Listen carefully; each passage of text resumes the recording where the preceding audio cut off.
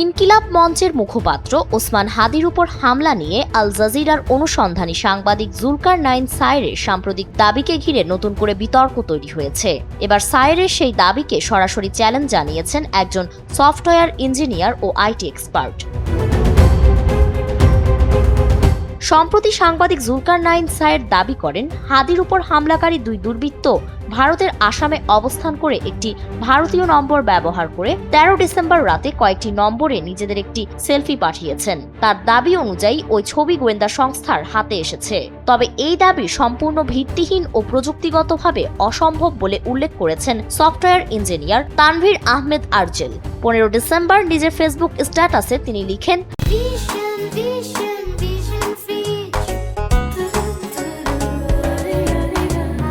একজন software engineer হিসেবে বলছি, জুলকারনাইন সায়ের 100% ভুয়া তথ্য দিয়েছে।